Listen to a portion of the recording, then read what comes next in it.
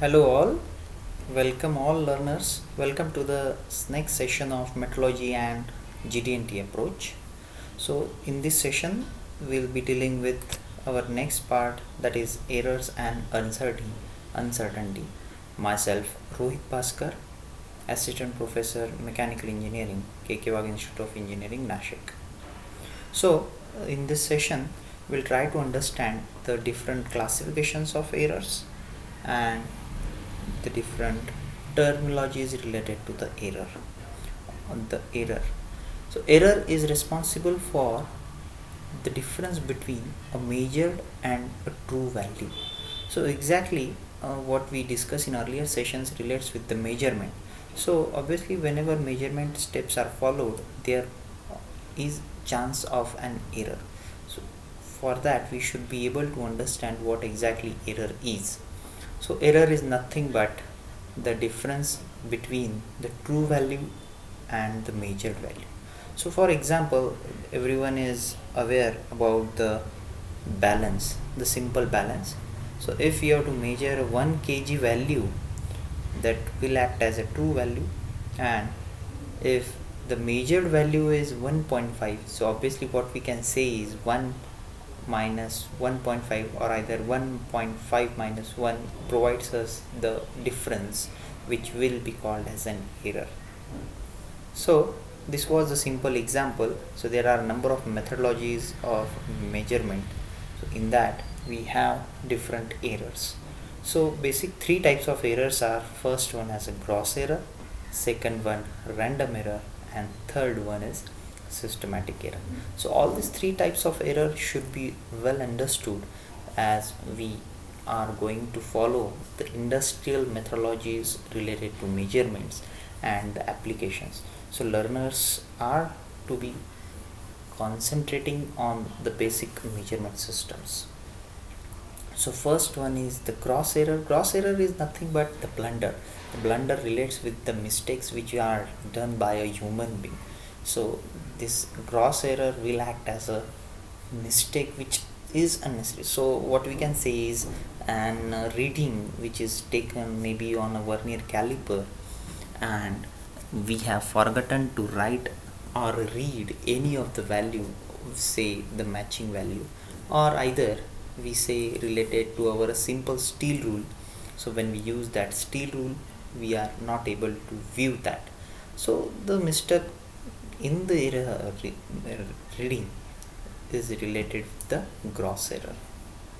Second, what we can say is systematic error. So in that, so as we have understood the difference between the true value and the measured value, or we can say as an indicated value will act as a error.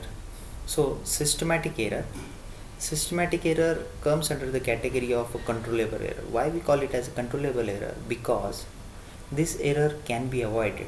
So this error include maybe calibration error, or either we can say the error which has occurred due to the variation in the atmospheric condition. So since all these factors are controllable, that is calibration can be done with a good manner, or either what we can say the atmospheric conditions can be maintained with an isolated lab or isolated room, or the measurements can be controlled. So systematic error will be called as a controllable error. Next type of error is random error.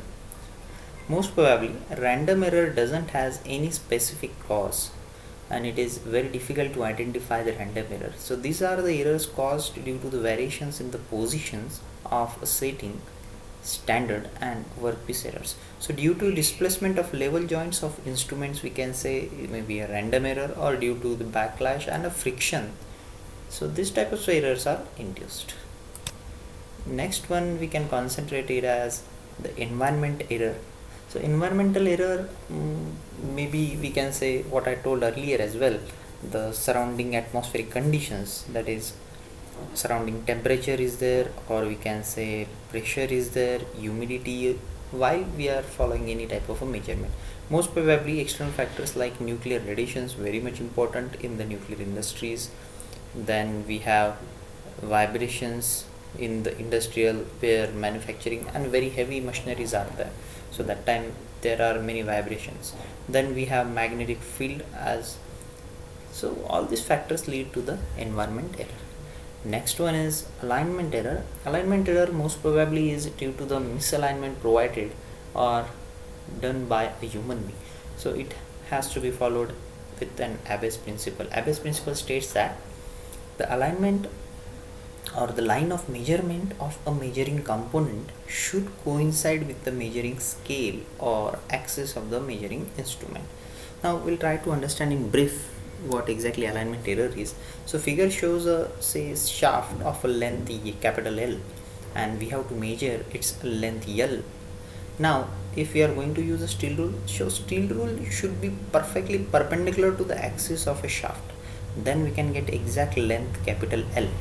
If there is an error or there is an inclination, say in second figure we have theta over here, so this theta will act as an alignment error, and instead of getting capital error L, we will get small l.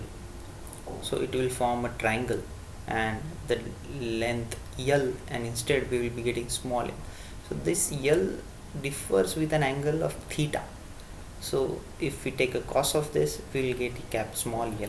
So that's why it is also called as an cosine error. So for example, good figure is shown over here, a job is there and its shape, or we can say length, is to be measured, that is L, and a dial gauge is there. So actual size was L as I told earlier, and small l is the measured size. So difference between the small l minus capital L will provide us the error, which is due to the non-alignment. So this geometry, if we consider a triangle, so cos of theta for this will be nothing but hypotenuse, that is capital small l is equal to L cos theta, but error we have understood that L is equal to L minus L, sorry, E is equal to L minus L. So E is equal to L minus L cos theta, substituting the value of capital L over here, and we'll get the error as this one. So in turn, error will be L into L minus 1 cos of theta. This factor we have to remove it. So that is theta. Then we have next type as elastic deformation or support errors. So support error is most probably where and how or optimum points we have to identify to provide a support, or we can say instead of providing two support, we should have added one other support. So if we have a long bars, long plates, or in any of the industries axles, so they are to be supported at a specific point. If they are supported for a long time, so maximum time provides sagging and hugging for that, and there might be the error in the deformation. Next we have dirt and contact error.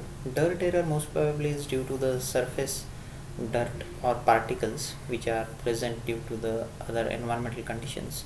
So if we have an inspection room, so it should be isolated perfectly from the doors and windows, which will not create a dirt.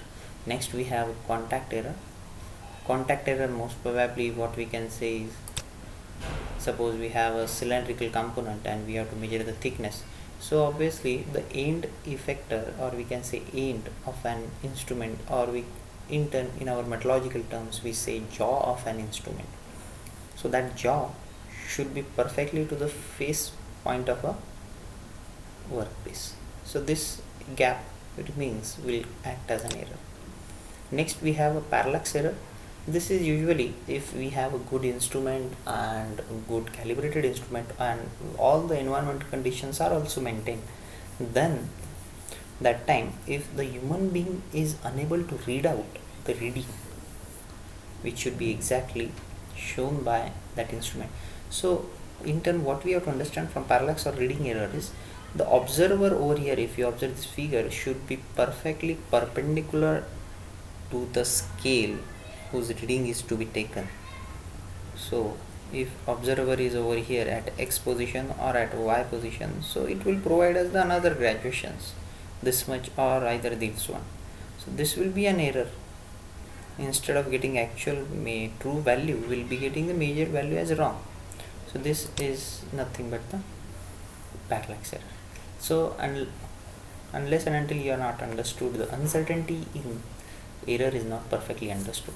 So what exactly uncertainty means? So error leads to exactly uncertainty in measurements. So can never know the exact true value for any measurement unless and until you don't know the uncertainty. Or idea of a true value is just the basic abstract which is never knowable. So in practice, if we try to understand, so uncertainty is nothing but the estimate of an inaccuracy of an measurement that includes both random and a systematic component. So estimation of the inaccuracy in any type of a measurement leads to the uncertainty. So from this session, at least you will be able to identify the uncertainty, that is an estimate of range within which the true value for measurement lies with a given probability. So probability for a given range is also leads to the uncertainty. So at least in this session we'll try to understand uncertainty in detail with the classification of errors. So we are not surprisingly, it is difficult to state whether certainty, how much uncertainty there is in any type of a measurement. So methodologists try to keep on continuing towards the accuracy part. So thank you for this session. We'll be moving with another part in our upcoming session.